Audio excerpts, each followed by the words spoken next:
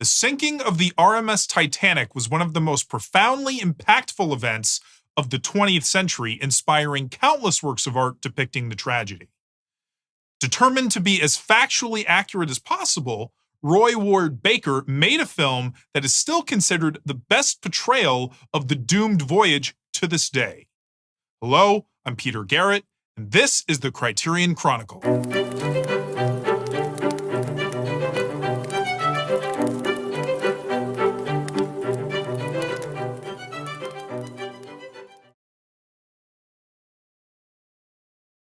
Welcome to the Criterion Chronicle. I'm your host, Peter Garrett. The Criterion Chronicle is the chronological journey through the Criterion collection, starting from DVD Spine #1. Now, the next film on our travels brings us to a classic disaster film, and in my opinion, the best film about the Titanic ever made, Roy Ward Baker's A Night to Remember. See if you can see that right there. Now, the film is almost a documentary-like retelling of the maiden voyage of the RMS Titanic, focusing on the real people involved without a fictional narrative driving the story. So, unlike other Titanic films that did fictionalize things, this film is a proper docudrama, maybe considered one of the earliest, if not, of docudramas, major docudramas that's ever been made. Although maybe that's not true. But I mean, it's certainly the oldest one that I've ever seen.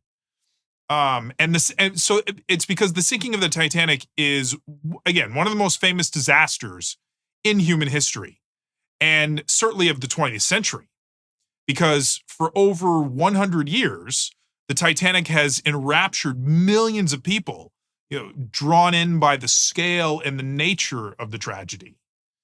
And I think one of the reasons that the event is so important and poignant is how it served as pretty much a harbinger of what was to happen in the world in just a couple of years.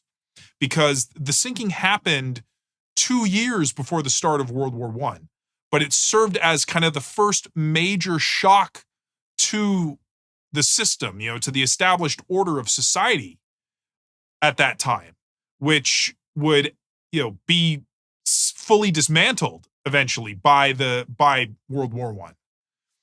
And so it definitely showed the fragility of society and how it was basically, it had been built up, but it wasn't nearly as strong, I think, as anybody thought it would be. And the sinking really just exemplified that. And I'll go into detail on how, in terms of how it related to the different class system on board, and the way that the kind of social order broke down as the sinking progressed. But then eventually, and then World War I obviously just totally destroyed any semblance of what what society had been built up to be like at that point. But again, I think the Titanic sinking was that inciting incident that really put especially for Europe, their area of the world onto a different trajectory. So, and the context of the sinking had all the elements of a dramatic film already baked into it. So, just to give you an idea, I mean, the first film that was ever produced came out just 1 month after it happened. So the film was called Saved from the Titanic, and it starred Dorothy Gibson, who was an actual survivor of the sinking. So the film's story was largely inspired by Gibson's personal recollection of what happened. And so it became an instant hit because, again, the nature of the tragedy was so, I want to say it was so prevalent in people's minds. So, and of course you can imagine there were some people that weren't too happy about that because they thought that it was capitalizing on a massive, on this massive, horrible event. So, but again, because of the nature of storytelling and wanting to sell movie tickets and everything, that it was there. So like, again, and the just the elements that played into the fact that just led to the buildup of the story, the fact that there were claims that the ship was unsinkable, although the White Star Line never promoted it as such. The fact that it was the largest and most luxurious ship ever built at the time. The fact that a multitude of high society and wealthy passengers, it was a combination of all these different things. And then, of course, how it sank and perished on its first crossing. So, I mean, the cinematic nature of the sinking was just so apparent right from the beginning. And it was almost kind of a no-brainer that's what happened. So after that first film that came out in 1912, from that point on, you had many more films about the Titanic that were made. A lot of them, again, silent short films that were made around the time of the sinking. And then kind of a big prominent film that came out, a feature film, was actually a Nazi propaganda film that actually created a fictional German officer to be a part of the crew. And the story of the Titanic was made to be more an example of the decadence of mainly like Britain and these other countries that weren't Germany. So but it's just funny how they took a historical event and they basically rewrote it to fit their own propagandistic ideas. So and then the first major Hollywood feature film that was made from it was by a major studio, what came out in 1953, that was called Titanic, and it was directed by John Nicolesco. I'm never quite sure on how to say his name. John Nicolesco. And it starred Barbara Stanwyck. So, and now that film was now that film actually won an Academy Award for Best Writing at the time. But that film focused solely on a fictional family drama and using the sinking as a narrative backdrop. So, and it's an interesting and enjoyable film, but to me it's laughably inaccurate in many ways. For instance, many of the sets look nothing like what the actual Titanic looked like. So if you watch this movie and you see certain areas of the ship, especially if you've seen other films of the Titanic that are more accurate, you see this film and you're like, what are they on? That's not the Titanic. That's like completely different. It feels different. It looks different.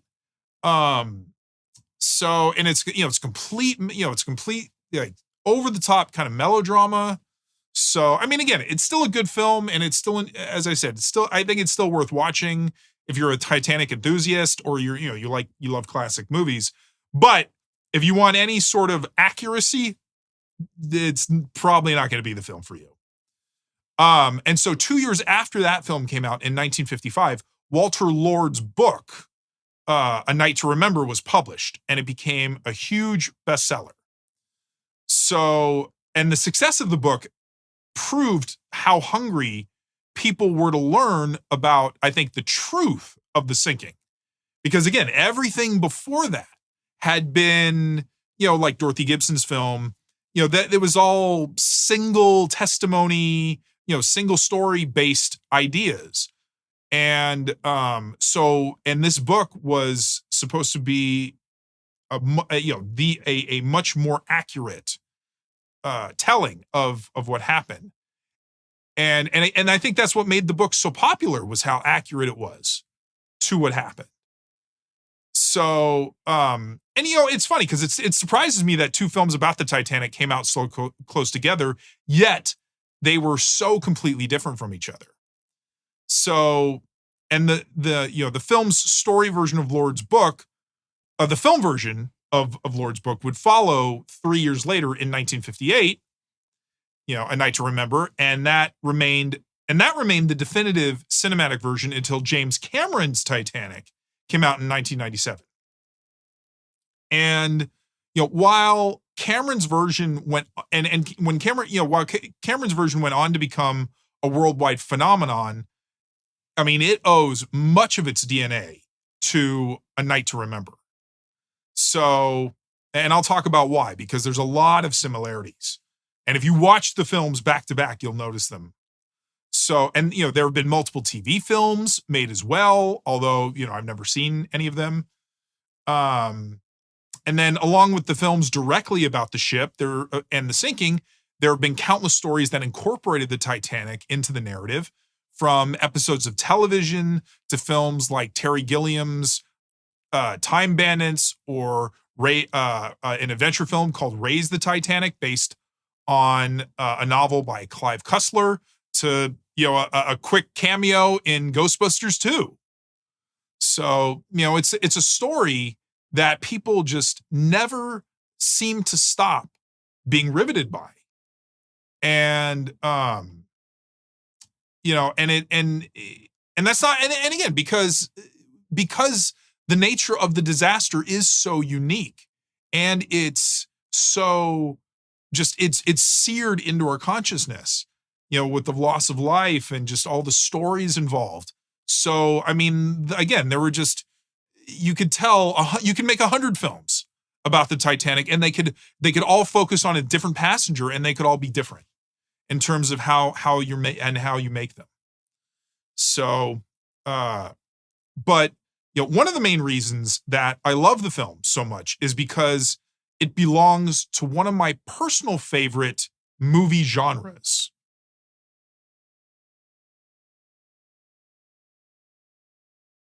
So, disaster films have been around for many years, but the genre has gone through a definitive evolutionary process throughout the years.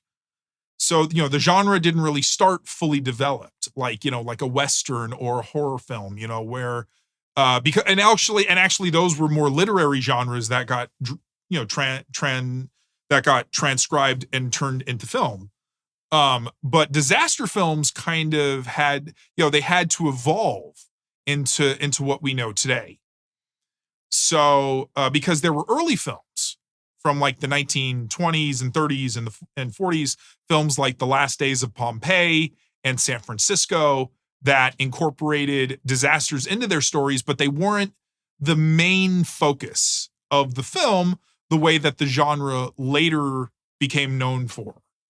So, so almost like how the 1953 Titanic, where the sinking is more like, the sinking happens almost just in the third act of the movie. They don't spend a lot of time with it. The sinking just kind of, everything happens at the end. Or same thing with From Here to Eternity, which takes place in Hawaii right before Pearl Harbor, but the Pearl Harbor attack is like the last 10 minutes of the movie, and that's it. So, so the human drama is the focus, whereas in disaster films, obviously it's the disaster itself that became the highlight of the movie. So the decade when modern disaster films truly started to take shape was in the 1950s.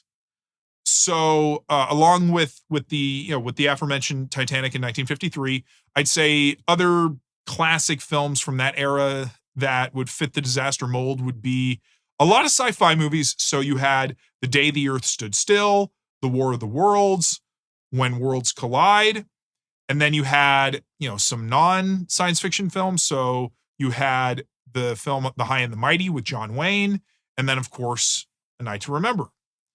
So, and I think a lot of the reason why the genre skewed science fiction, at least in the beginning, was because a lot of the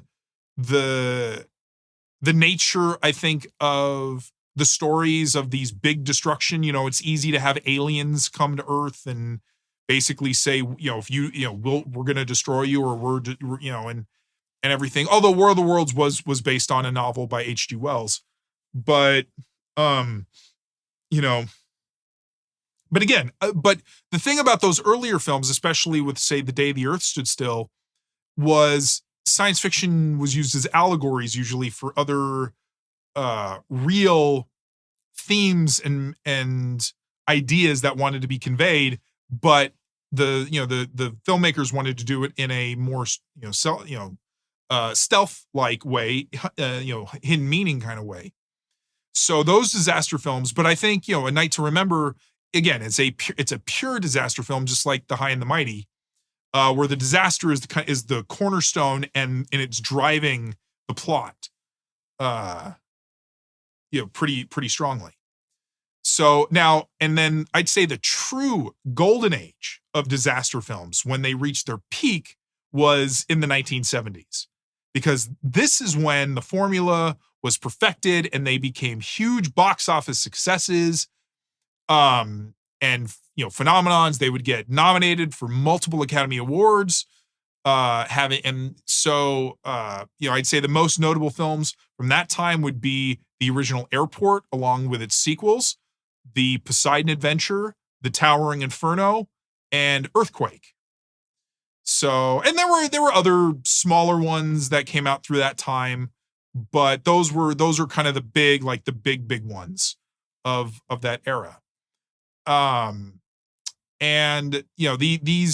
You'd have these massive casts in there with past stars and current stars and like silent film stars, and so it was a way to really, so it was the event cinema before kind of blockbusters really emerged, because blockbuster films, the way that we think of them, didn't start until, Jaws is considered the first blockbuster, but although, and some people argue The Exorcist was also one of the earliest kind of modern blockbusters, but I think it was disaster films, especially those earlier ones, because all of those films came, or at least the main ones, those came out before Jaws came out.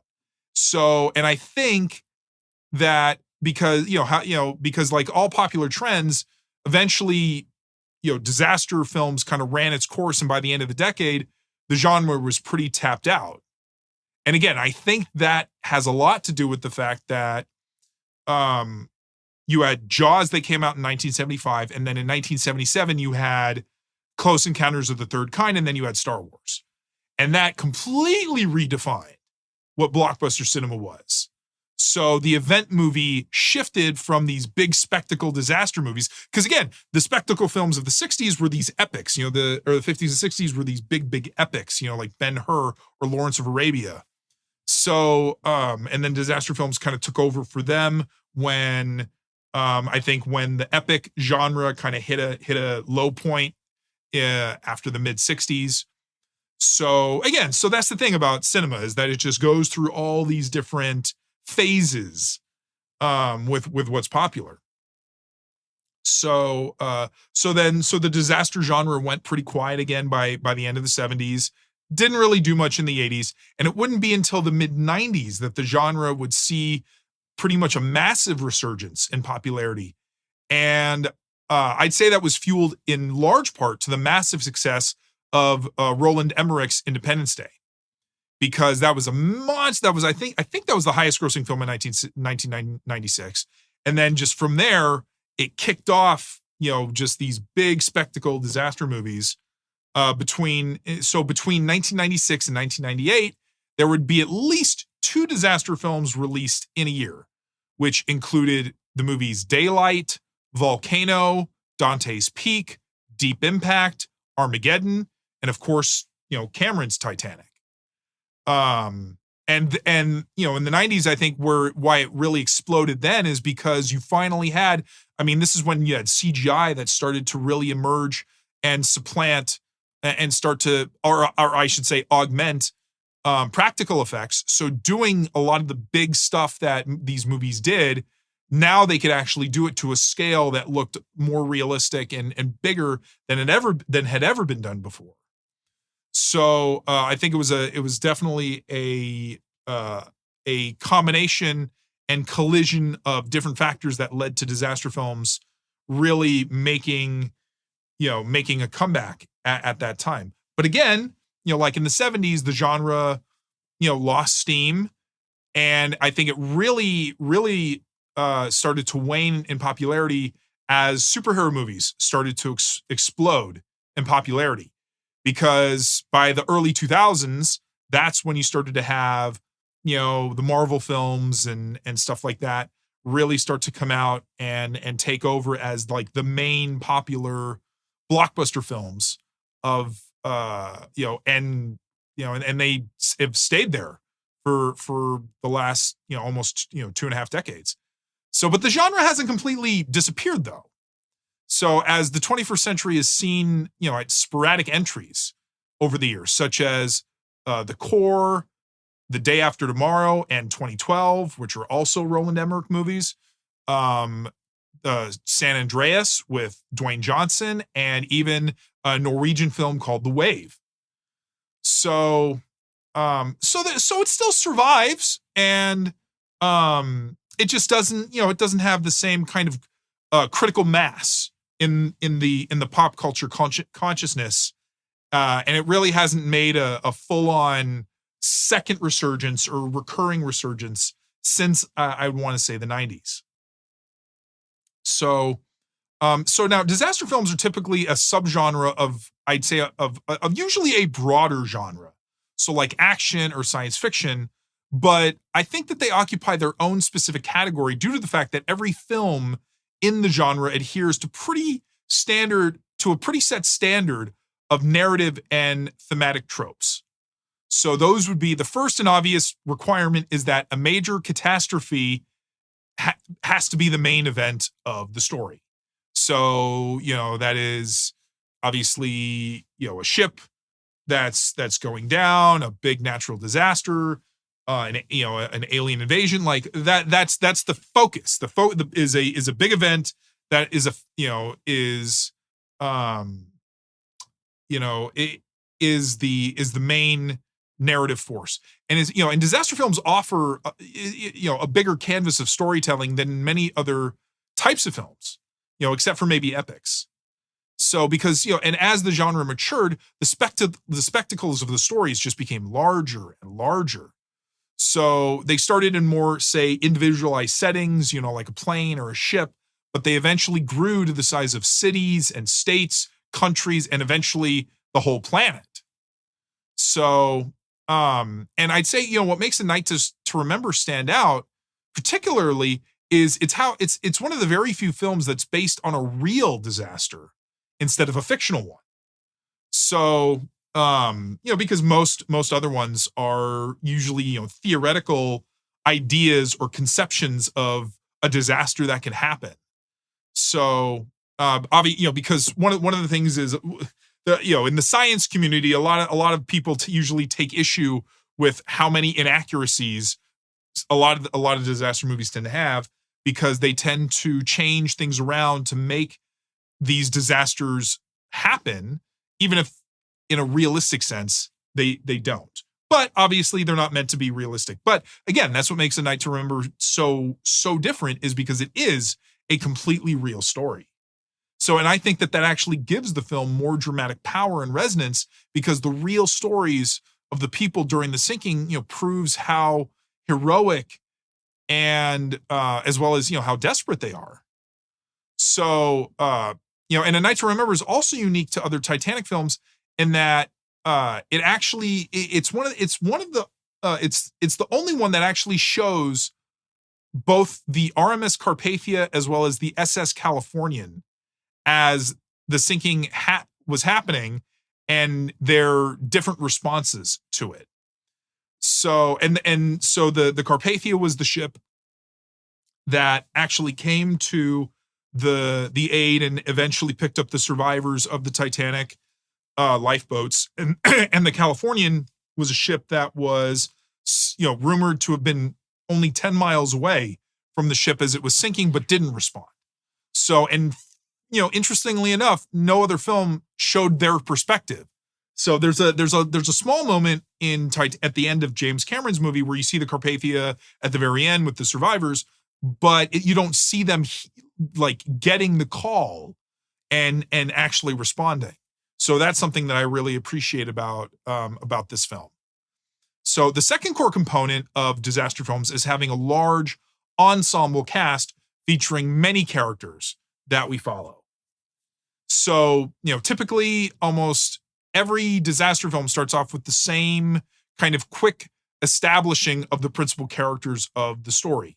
So in A Night to Remember, the beginning has several short scenes, including characters like Charles Lighthauler and a wealthy middle-aged couple getting into a carriage, a couple of newlyweds that are just coming right from their wedding and they're they head out there, and then a group of Irish third-class passengers that are leaving to go on the ship.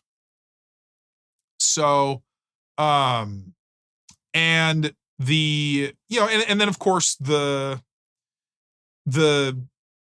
main thematic element of pretty much every disaster film is the focus on survival, heroism, sacrifice, and the shared humanity in the face of destruction and devastation. So, and it's regardless of the size of the event, the human drama is still the most important element of the story. So, the thing that connects disaster movies to each other is the fact that the best ones you're able to connect to the characters, and you're able to really get drawn in to their stories. And it doesn't matter, I think, as much about what the actual disaster is, because we see, when we watch a disaster film, we think to ourselves, how would I react in that situation? It gives you this interesting what if, because we'd like to think that we would act heroically and selflessly and help other people. But unfortunately, when things happen that, like that, it doesn't usually go that way. So, some people still do, but I'd like to think, but again, I think that that's one of the reasons, that the disaster films tended to be so popular, is because we see this and it provides usually a much more optimistic, humanistic view of humanity, that we are good, and that we would be willing to do the right thing in extraordinary circumstances. So now the sinking of the Titanic wasn't just a significant event due to the overwhelming loss of life, but also because it shattered the highfalutin notions that many people had come to believe in at that time.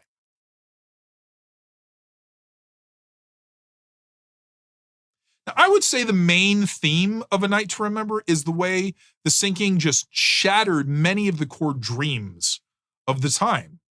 And I call them dreams because they weren't actually truths or facts, but they were more kind of optimistic assumptions, kind of established orders, or even hubristic beliefs of the way that society had been structured at that point. So, because the film dedicates itself to being a factual retelling instead of a fictional narrative to drive the action, we're able to clearly see many of the societal illusions break down. So, in my opinion, the film exposes three core illusions that were very prominent in that time. I'm sure there were more, but these are the three that I think were the most common, or the most prominent. Which the first I'd say is would be the illusion of supremacy. So the Titanic represented the pinnacle of British engineering and technological achievement. So when we first meet Second Officer Lighthauler on the train, he encounters a couple who remark how the ship is unsinkable and a source of national pride. And that's something that at the time, shipbuilding was the main kind of technological race and frontier of its day. So how we've gone through multiple eras where technology, whether that was computers, or that was microprocessors, or the internet, and now AI, like shipbuilding was that in its time, where you had all these different, especially countries, vying for who could build the biggest ship and who could build the fastest ship. So, because the Titanic, when it was built, was the largest at the time, there was so much, there was so much pride in that ship. So, and the idea that, well, the British make the best ships in the world. So again, so that idea of supremacy. And so, there were other scenes in the film that depict this. So like during a dinner scene on the ship, you have J. Bruce Ismay demonstrates how smooth the ship is moving by standing a pen straight up on a plate. And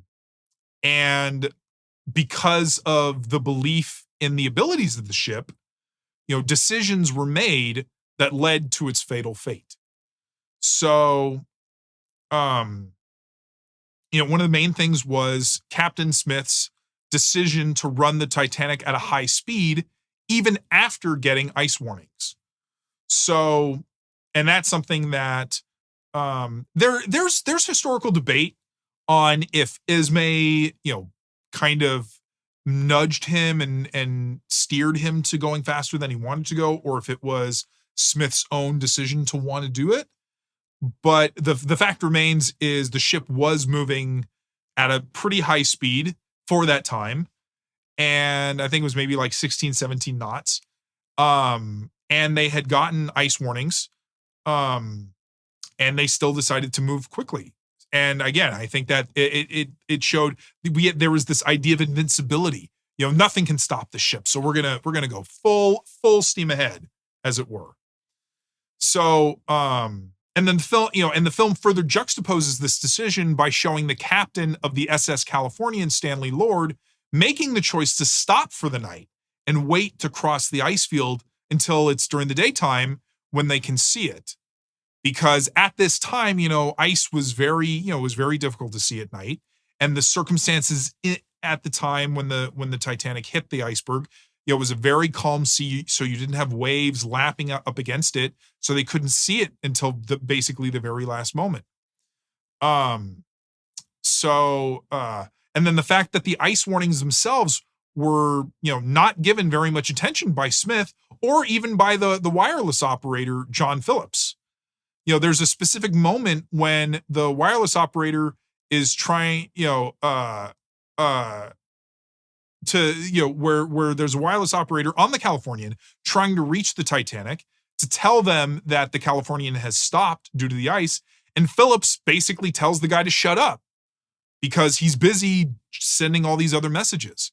So, and at one point, and throughout the course of a small portion of the film, we see him initially get the ice warning. He puts it on like this pin where all these other, or the spike where all these other messages are. And we just see more and more, messages just stacking up on top of it and on top of it, and him just kind of paying no mind to it. So, so you had that element of supremacy, the technological supremacy, and then, but then you also had this idea of social supremacy, because at the time the Titanic sailed, Europe was still very much entrenched in a class system, which was seen by mostly people at the top, I'm sure, but in the aristocratic levels, that this was the ideal way to structure society. So, and that's how, and the way that the people interacted or didn't interact on the Titanic reflected that. So passengers on the Titanic were not allowed to go into areas that they weren't designated for. So, at one point there's a second, the newlyweds, they're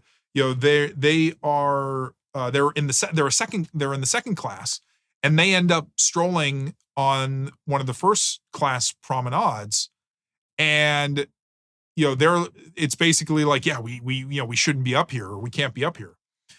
So, or there's a scene where a couple of drunk third class passengers end up lost in the second class area and are told to leave. And then after the Titanic hits the iceberg, there's a point when some of the passengers are playing with some ice on the deck, and a couple of first class passengers like, hey, let's go down and let's join the fun. And there's a woman who's like, please, they're steerage passengers. We can't join them. That would be improper, essentially. So there's a clear distinction on the ship of where everybody stands in the hierarchy of society. So, and this also manifests itself in the way that the stewards inform the passengers to get their life belts on and to start going to the lifeboats. So in predominantly first class, but in also the second class, the stewards are very polite and gentle, where they're almost embarrassed or ashamed that they have to bother these people and basically say, hey, I know this is inconvenience, but could you please get your life belts on and head to the top of the ship because due to captain's orders.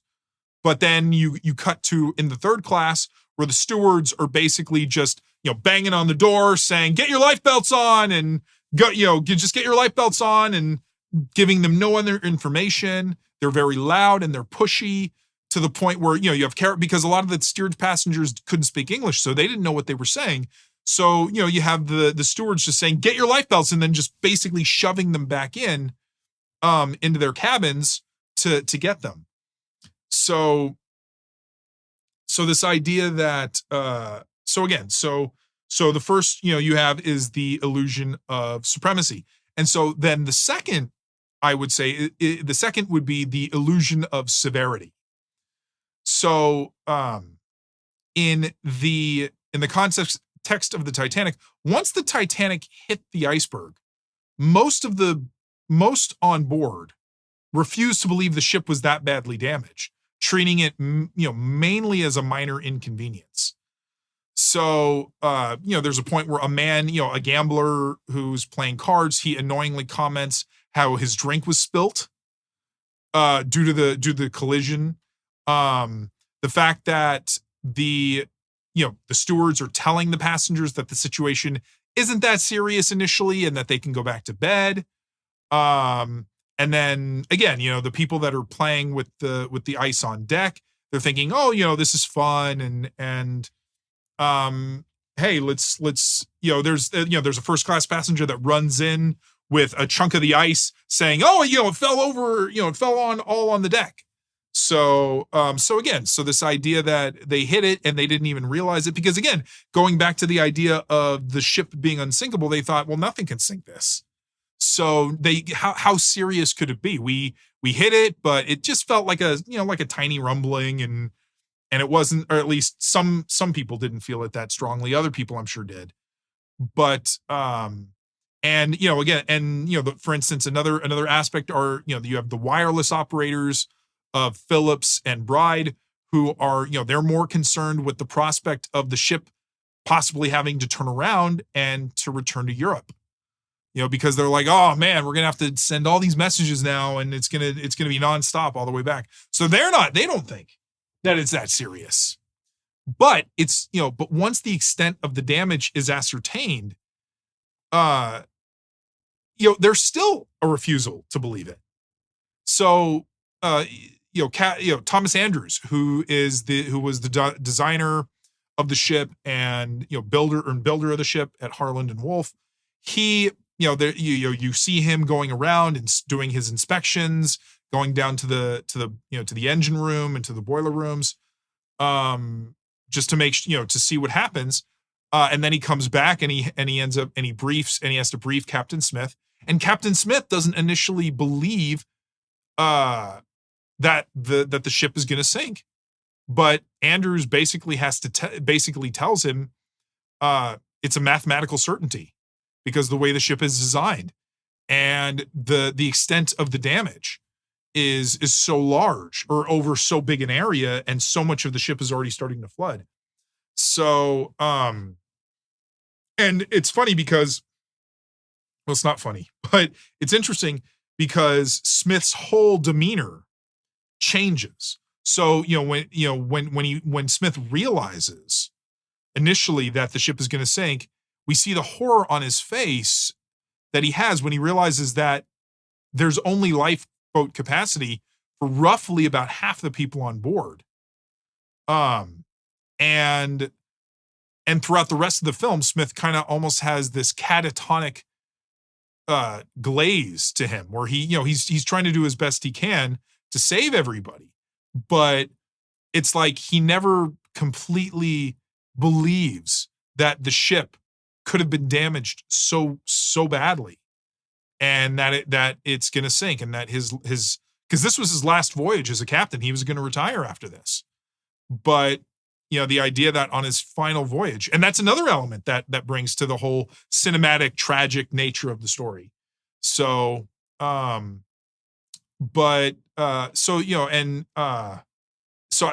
you have, Captain Smith, and then, after he informs his officers of the evacuation procedures, J. Bruce Ismay, he can't bring himself to believe that the ship is sinking. So, he refuses to believe it, at least in the beginning. And then even some of the third class passengers ignore when they're being told that the ship's going down, because there's a part where a steward comes in and he says the ship is sinking, and they're like, shut up, leave us alone. And he's like telling him, he's like, the ship is going down. And they're like, they just basically shoo him out of the room. So, even the steerage pass, even the people in third class thought like this ship is, it's not that bad. So, and you have the group of gamblers that continue to play during the evacuation. So it's funny because there's a part where one of the gamblers, he's wearing glasses. He basically, like, you see his drink on the table and it's leaning. And he basically says, he's like, the ship has developed a noticeable list. Have you noticed that? And it still doesn't connect in his head yet that something is wrong. He just thinks this is weird. So, and also what ties into the notion of the severity is the role of the SS Californian, because it's established that the Californian can see the ship that, from its distance, which was again about 10 miles away. And Captain Lord kind of weakly tells his crew to try to contact them. And as the Titanic is sinking, it's firing off distress rockets, which the crew of the Californian, doesn't interpret them as something being wrong. So they just assume that, it's sending out signals, but we can't really tell. So even the Californian didn't think, what was happening was, it didn't know what it was happening at the time, but its reaction shows that it wasn't, that it wasn't reacting to a severe, really bad situation. And then the third illusion, I would say, would be the illusion of civility. So, because as the evacuation of the ship begins, there's an effort to maintain decorum. The first class passengers go on deck, and it's very orderly, and it's very, wait your turn, and we'll load the boats. You have the band of the Titanic is tasked with playing as the people are being loaded onto the lifeboats. And which was based on that actually happened. So, but then as the sinking progresses, the lines of civility begin to waver, and then finally are broken completely. So, because again, because the situation just starts to turn so desperate, because the sinking of the ship starts slowly, and then it gets faster and faster as more water gets in there, and then that begins to becoming massive panic eventually. And I'd say one of the most prominent examples, and it's actually one of the most largely contested elements of the story, is the fact the movie shows that third class passengers are being physically barred behind gates, preventing them from going up to the boat deck. So there's a lot of disputes saying that didn't happen and that third class passengers were able to go up on deck. But it's something that probably for dramatic effect was put in the film and the story as a means of, again, of heightening the class divide there. And then when the final pandemonium occurs, as the remaining passengers are, they're fleeing to the back of the ship, which is probably one of my it's probably my favorite shot of the movie, is where you have the passengers, where the ship is, there's a noticeable slant and you see the people running up. And as people are running, you also see people desperately jumping into the water and doing anything they can to survive. So, and here's where I think the civility really kind of hits just a really just dark moment, is the fact that because one of the most harrowing aspects of the sinking is how virtually none of the passengers in the lifeboats wanted to go back to try to save more people from the water. So the only person, and this is why she became known through history, was Molly Brown, the unsinkable Molly Brown. She's the only character that shows any actual desire to want to go back and try to save some people. So she's the one who's saying, hey, we can row and we can let's try to save them. But she gets overruled by the crewman that's manning the boat, worried that all the if there's, they go into a sea of survivors, that they'll get swamped by all the people and that it'll overturn and then they'll all die, which, is a realistic fear. But unfortunately, it's not the most, civil thing to do, I should say. But, and I feel like the entire film is kind of an ode to this idea of an honorable and chivalrous society. But the immense loss of life is what became, the most significant part of the sinking. So, I think the most poignant line in the entire film is at the very end when Lighthaller says he can't be sure about anything anymore, because that proves that the illusions are gone. The illusion of the invincibility of the ship, the invincibility of everything up to that point. So it really kind of drives home this idea that the ship sinking was just such a watershed moment at that time. So I think one of the most affecting images of the film is when when the survivors are all standing on the Carpathia together, all together. So you have first class, second class, third. They're all standing there with each other, basically showing that the class distinctions are essentially gone. These are all survivors now. So they've all shared something that ties them together stronger than any sort of class divide could ever separate them from, which I think is a very humanistic idea. It's something that when I did my episode on Grand Illusion, that's the same thing. You have all these prisoners in a prisoner of war camp, and their class distinction doesn't matter in prison. They're all prisoners. So the same thing in A Night to Remember, where you're not you're not steerage, you're not second class, you're not first class, you're a survivor. So, and I think what makes A Night to Remember such an interesting film is due to the fact that the characters are all nameless. But, I'd say who they are isn't as important as what they represent.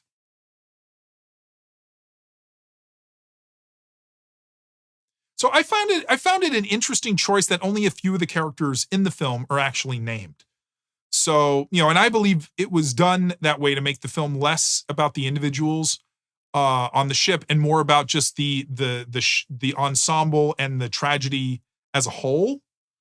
So, And, also I think by keeping most of the characters unnamed, you don't get caught up in the personal stories as much, because in both the 1953 and the 1997 films, the main story focuses on fictional people, with the sinking as a background event to their drama.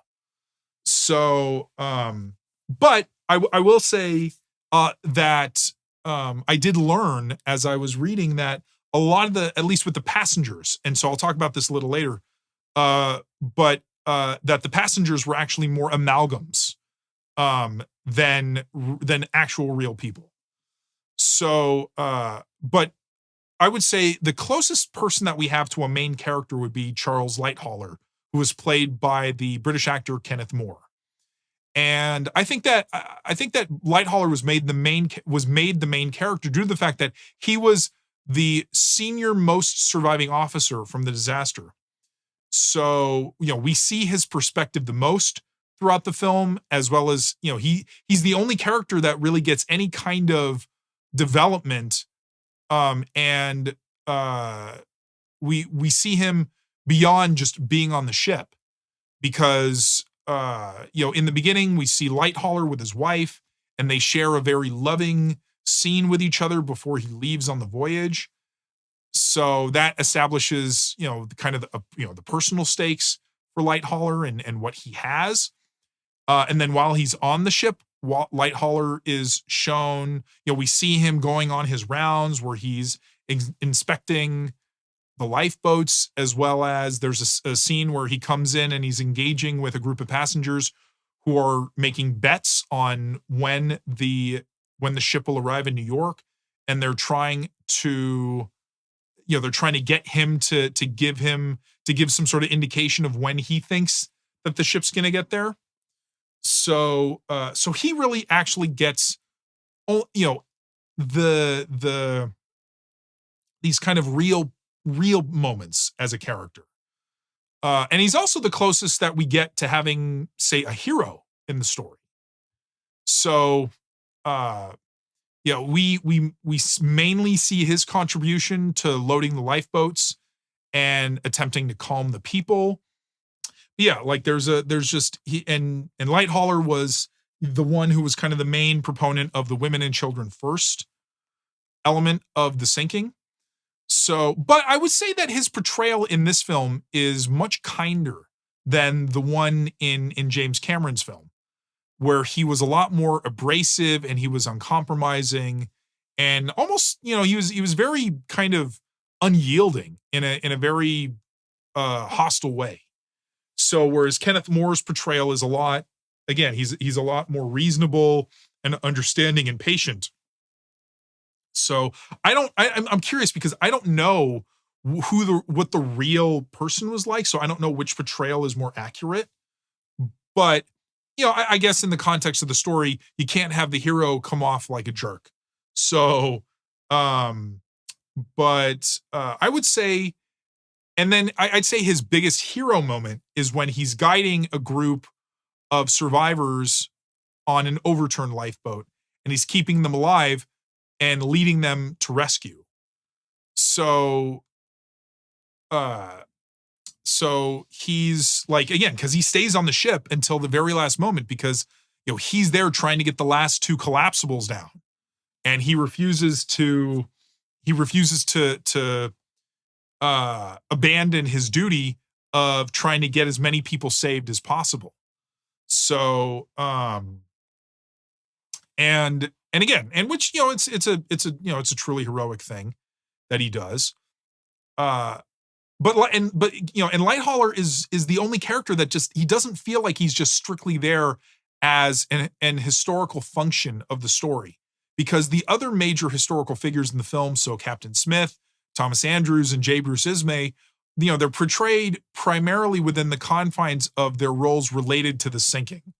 So we don't see any of them until we're on the ship and essentially reacting to what's happening based on the historical factual testimony. So, we don't see Smith or Ismay or Andrews back in Ireland or England before the ship like we do with Lighthaller. So we just see them by the time they're on the ship, and then as the story is progressing, as the event is happening, and we're seeing them react to the events that are going on. Now there was some controversy and dispute regarding how J. Bruce Ismay was portrayed, because the film did not put him in a very flattering light at all, which is also something that the 1997 film echoed as well. So, and because he survived, whereas Thomas Andrews didn't, and Captain Smith didn't. So people thought that Ismay was a coward because he did survive and he did get into one of the lifeboats. But, and I mean, he's not a villain in the film, but I'd say the closest he is he's a scapegoat. So it's easy. And I think that's what he was in real life too. So the movie kind of looks at him as the executive, the guy who is trying to push the ship, or he's dismissive of the severity. So he has to be that kind of antagonistic force, as it were, from a dramatic standpoint. And then the film has a few supporting characters that are featured prominently on the crew with some standout moments. So you have John Phillips, who is one of the wireless operators. We see him feverishly continuing to send out the SOS signals until the very last moment. You have a character named Charles Jockin, and he was the chief baker, who he actually became a very famous figure in for surviving the disaster, because he was on the stern of the ship as it went into the water. And it's something, and he miraculously survived. So he found his way. He swam up to the collapsible that light hauler was on, and he was actually treading water for a good amount of time before finally being allowed to stand on the boat with the other men that were standing on it. And he credited the fact that he survived because he had drank such a large quantity of alcohol first. So, and he actually gets a few more memorable moments, more than most other characters. So, for instance, when we're kind of introduced to him, we see him volunteering to give up his seat on a lifeboat for another passenger. And then we get to see him start his drinking binge when he goes back to his cabin, which is actually one of the only kind of lighthearted comedic episodes during the sinking. As well as, towards the end, when he's throwing chairs in the water to try to help people. So, as well as trying to help, there's one point where a group of third class passengers encounters him in a hallway trying to ask him where to go. And he just kind of gives them this kind of nonsensical answer to where to go to get to the lifeboats. So he's kind of the only, comic relief in the entire film. But that's why I think his inclusion is so prominent, was to give the film that just some levity. Because, I mean, one thing about human nature is the fact that we always find some lighter moments, even in the most tragic, horrific circumstances. So I think that is true to life. Some people might think that that might not be the most appropriate, but I think it does serve a purpose, because, hey, this guy feels like the ship's going down. What do I have to lose? Now, what I think is kind of neat is there's a fun little connection between A Night to Remember and James Cameron's Titanic, and that's with an actor named Bernard Fox, because he is an actor who actually appeared in both films. So in A Night to Remember, he plays one of the lookouts that initially spots the iceberg before the collision. And then he would go on to play the character of one of the survivors, Colonel Archibald Gracie, in the 1997 film. So, and I mentioned this earlier, but to me, one of the best things about it, is the inclusion of the Californian and the Carpathia is just such a terrific touch, because of how it differentiates between how the Carpathia and the Californian reacted, where to learning about the sinking, where the Californian is portrayed as being more skeptical when they see the rockets, because they don't actually hear the distress call, because the wireless operator on the Californian has already gone to sleep. Because at that time, unless you were a major ship like the Titanic that had basically a 24-hour watch on the wireless, you only had one wireless operator. So in the film, the Californian's wireless operator ends up going to sleep. And there's actually a moment when one of the other crewmen comes in because earlier in the film he comes in and says, "Hey, can I listen into the wireless chatter for a little bit?" And the guy says, "Yeah, sure." So when the guy comes back, the wireless operator's already asleep, and he puts the headphones to his ear, and he can hear the SOS, but he doesn't know what it is. And it's one of those moments where you're like, no, he's right there. No, and he doesn't get it. And it's just, it's so terrible that happens.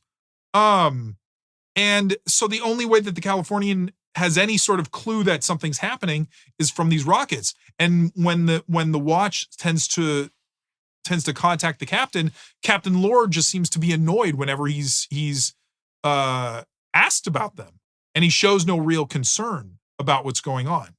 Now compare that to what happens when the wireless operator on the Carpathia finds out, which is he goes in, and he's actually kind of on his way to bed as well, and he starts his process of getting undressed, but he puts the headphones on just to kind of get a last little bit. And then we see that moment where he stops and he's like, wait a second, this is a distress call. And then he jumps right to action. He sits down, he furiously writes down the message, he runs up on deck, and then he goes right to the captain. So now, as far as the passengers are concerned, again, I said how most of them aren't named directly, but the ones that are featured predominantly are, again, I learned that they were actually composites of real people. So you have examples of this would be the Lucases, which is the family in first class that we see, with the children, and who the wife was actually played by Honor Blackman, who would later go on to be in the movie Goldfinger, the James Bond movie Goldfinger. And then you have the Clarks, who are the second class newlyweds that we see. And then you have the gamblers like Mr. Hoyle, the one with the glasses. And then you have Mr. Yates, who ends up trying to, survive on his own. And then you have the Mr. Murphy, who's kind of the main Irish immigrant in the film. So, and the film does a great job showing the moments of heartbreak and heroism from people of all walks of life. So I'd say one of the most emotional scenes of the film is when Mr. Lucas has to say goodbye to his son, who he puts on the lifeboat and stays behind, So we see him holding his son, and he just kind of gently and quietly says, "Goodbye, my son." And we see Lighthauler just kind of looking at him somberly and understanding what the sacrifice that this man is making, and Mr. Lucas hands over the son to Lighthauler. And it's just it's probably the most, again, it's one of the strongest emotional moments of the film. And then you have another real, big moment is when we see Ida Strauss an elderly woman who refuses to get on a lifeboat because she prefers to stay with her husband Isidore, and she says that we started this life, we started this life together, we're going to end it together. So, and then mirroring that, we see the Clarks, the newlywed couple, grapple with the same dilemma, where the wife doesn't want to leave her husband, but instead of being resigned to their fate, they do try to escape the ship together. So, and I mean, unfortunately, they don't survive. Because they're killed when one of the Titanic funnels falls on them. But still, the idea that there were some women that just refused to leave their husbands, again, is just a tragic and beautiful image. So, and then one of the most famous examples of going down with the ship and exchanges was that of Benjamin Guggenheim and his valet, which was in both both A Night to Remember and James Cameron's Titanic, where they come in and they're not wearing their life belts, and Guggenheim says, "We've dressed in our best and are prepared to go down like gentlemen." So, it's interesting how the film just really only focuses on one main character from Third Class, which is Mr. Murphy. We see him before the sinking during a third class party, singing a song, as well as having a dance with a young woman. And then we follow him and his group as they navigate to the top of the ship, where they encounter the baker, as I told you before. And then eventually he ends up on the overturned lifeboat with Lighthauler. So, but I'd say one of the most just kind of arresting moments in the film comes when Murphy's group ends up in the first class dining room, and they kind of all have to stop for a second and they just marvel at the luxuriousness of this. The woman is like first class, and she just is totally amazed by what she sees. So, and I'm not sure why third class passengers were featured less than the first class passengers. Maybe perhaps there were not as many, there were scarcer testimonies from them. But because unfortunately more people I think the most people who died on the Titanic were in steerage. So, but what truly made A Night to Remember stand out as a film, though, was how seriously it treated the material.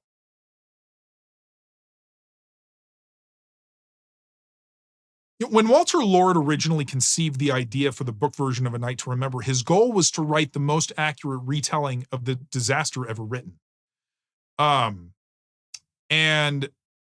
so, Lord interviewed 63 or 64 survivors of the sinking, as well as using other materials like written memoirs and articles and transcripts from the official inquiries. Because Lord's book became such a huge bestseller, that quickly led to the producer William McQuitty acquiring the film rights to the book. But there was also, William McQuitty had a kind of a special, unique connection to the Titanic personally, because he was actually present at the ship's original launching in 1911. So, and I think that created a strong desire in him to make it as incredibly accurate as possible. So, and then he was the one who McQuitty was the one who brought on Roy Ward Baker, the director, who also wanted to ensure that there was as much realism in the film as possible. And like Lord, had several Titanic survivors on the set as advisors. And the most prominent advisor was the ship's fourth officer, Joseph Boxhall. So one of the most impressive aspects to the film is how accurately the ship was portrayed visually. So we marvel at what James Cameron did for his film, building an almost life-sized replica of the Titanic, which I think was like a 90% to scale version of it. But A Night to Remember served as a major influence, due to its dedication to portraying it accurately as well. So real blueprints from the Titanic were used to build the sets.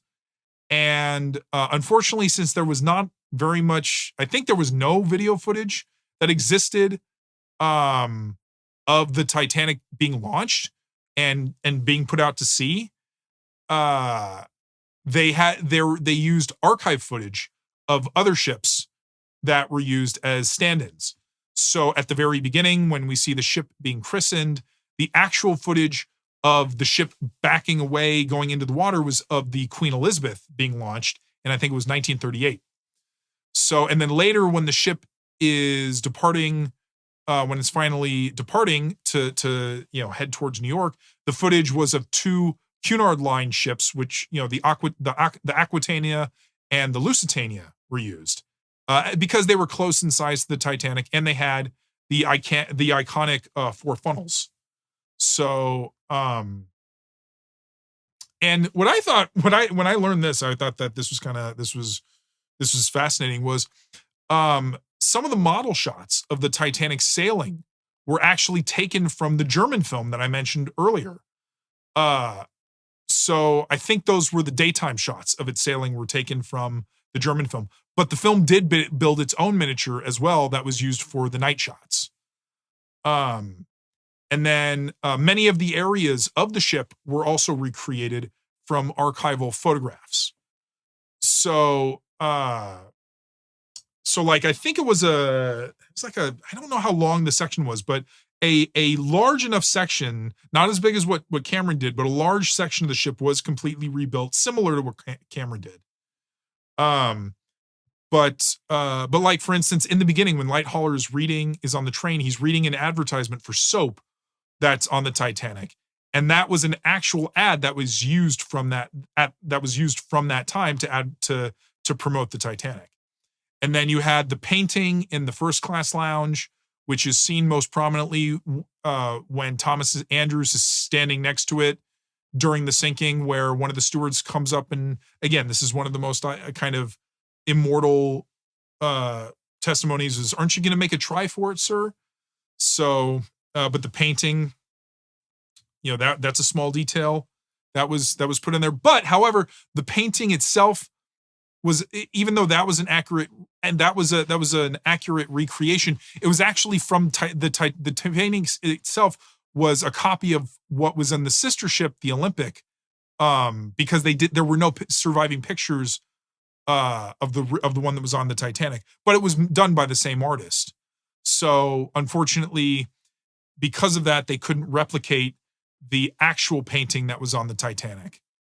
So they did the next best thing. And then, like, other little moments. So like when the food trolleys are subtly, rolling in the dining salon as the ship is, becoming more at an angle as it's sinking. And then, like there's a moment when a male passenger has to slide down the rope to help, man one of the lifeboats. So all these little moments, all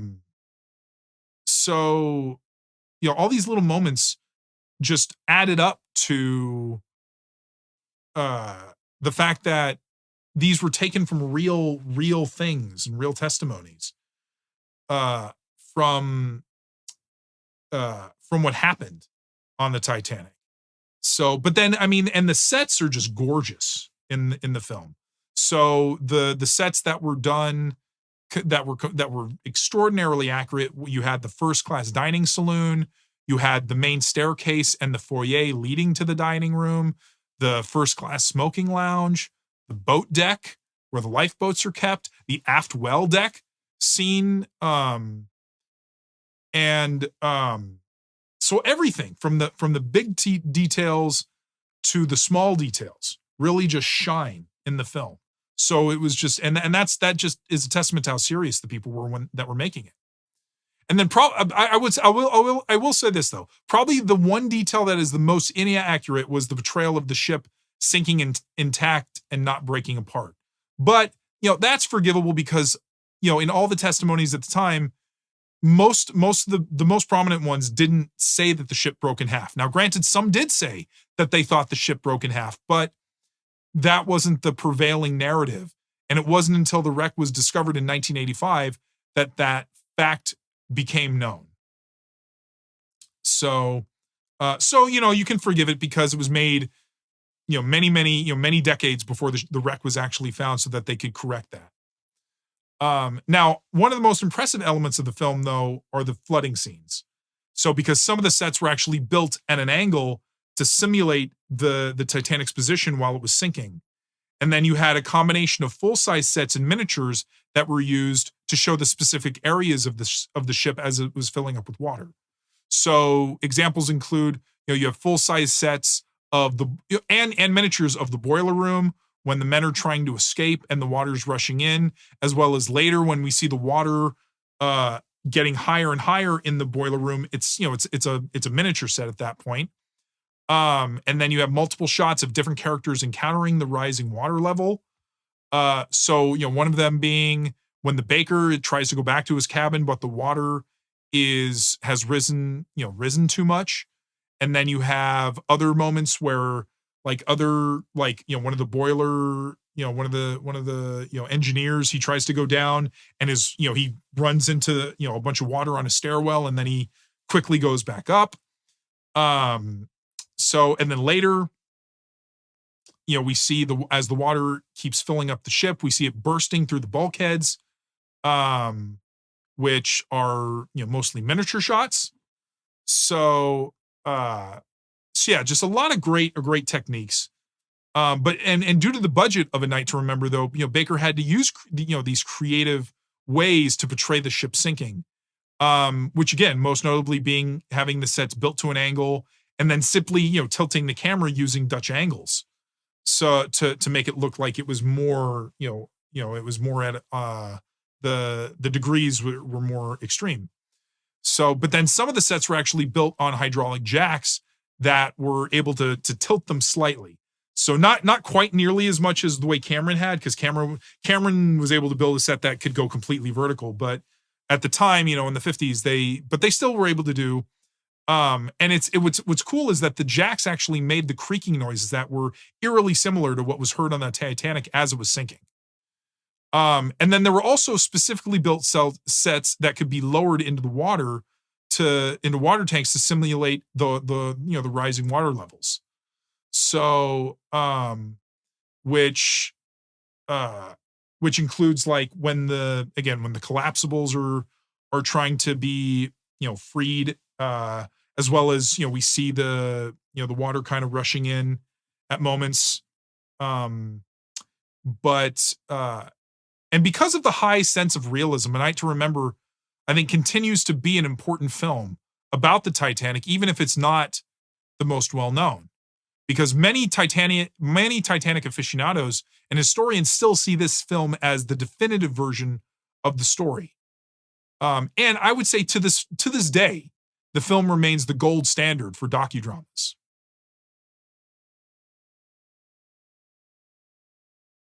I personally have a strong connection to this film because I've had a massive interest in the story of the Titanic since I was a kid. Because funnily enough, it was the James Cameron film that sparked my initial interest. As well as I've always been a huge fan of disaster films. So I wouldn't even call it a guilty pleasure because I don't feel any shame loving them. I love them. They're great. They're entertaining. But here's the thing: is I didn't even know A Night to Remember existed until I started collecting Criterion films. So I was super excited when I got to watch it because I love Titanic so much. And the first thing that really stood out to me about A Night to Remember was just how close it was to James Cameron's film. Because there are a lot of moments in the film that are just practically identical. And Cameron admitted that it was a huge influence. So I think a really fun way to watch the film is seeing how many different shots and moments are mirrored in both films. So now earlier I did say that A Night to Remember is probably still objectively the best film made about the Titanic. I would say that I prefer James Cameron's Titanic overall as a cinematic experience. Just because it's just a bigger, more sweeping, epic story, and just the technical elements of the movie I think are just on a superb level. So that A Night to Remember just doesn't capture as strongly, and it's not as emotionally resonant. But there are definitely a few things that I think A Night to Remember did better and that I like more. So while I think Titanic did a better job playing up the emotional aspects of the tragedy, I think that A Night to Remember, just again, it's factual based, is just better as from a realism standpoint. But because Cameron used certain techniques to heighten the emotional impact, from the love story to to James Horner's iconic music to the very last shot of Rose reuniting with Jack on the staircase. But again, I like how A Night to Remember is just a strict, it's a retelling of the sinking, so the story is completely focused on that. But in my mind, both films are terrific because they have distinct voices and perspectives, and they do different things. So I see them as complementary films to each other rather as competitors.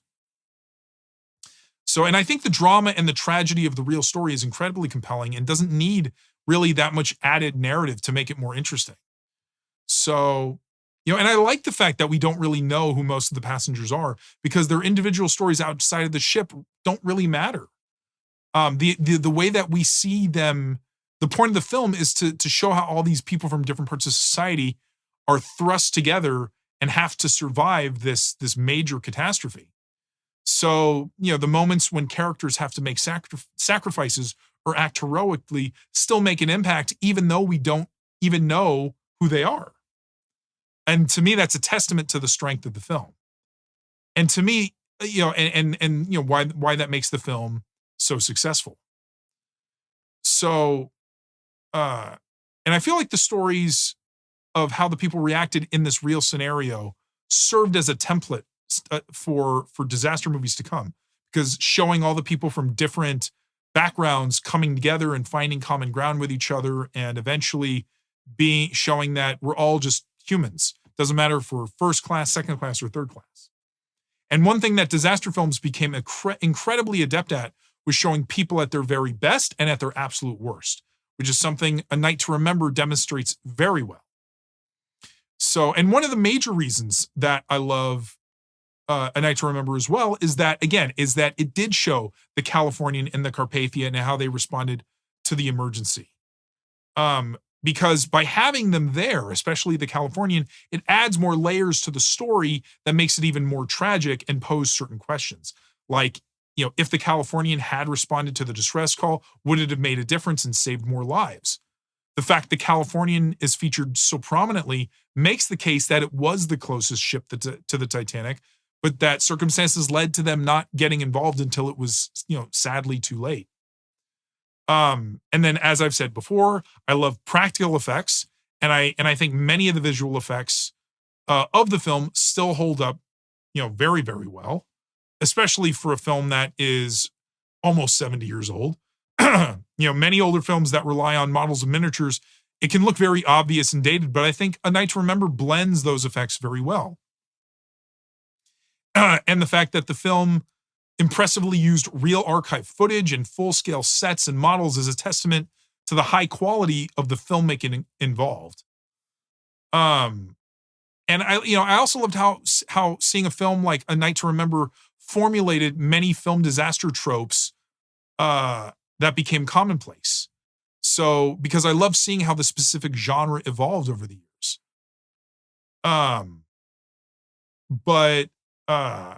Because I always enjoyed the combination of the grand spectacle and the humanistic survival and triumph. So I love this film a lot, and I definitely, if you're a disaster movie fan like myself, then you're definitely going to love it. And if you're a Titanic fan or a Titanic aficionado, and have not seen it, which granted is probably not very many of you out there, but just in case, I definitely highly recommend that you watch it as well. So, and now as far as how you want to watch, how you can watch Titanic, here are your options. It is available to buy on DVD or Blu-ray from Criterion's website or any other retailers. Or if you would like to watch it on digitally or streaming, you can find it on the Criterion channel. You can find it on Apple TV, Fandango at home, or on Prime Video and Amazon. So I would like to say thank you for joining me on the Criterion Chronicle. I hope you enjoyed it, and stay tuned for what's coming up next on the next episode.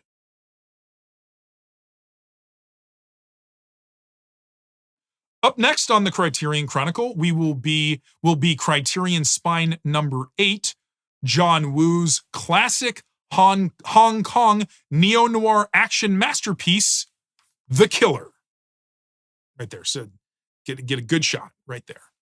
So if you want to continue on this journey with me through the Criterion Collection, then make sure you subscribe and hit the notification bell so that you can follow along and not miss one of these amazing films. Take care, and I hope to see you next time.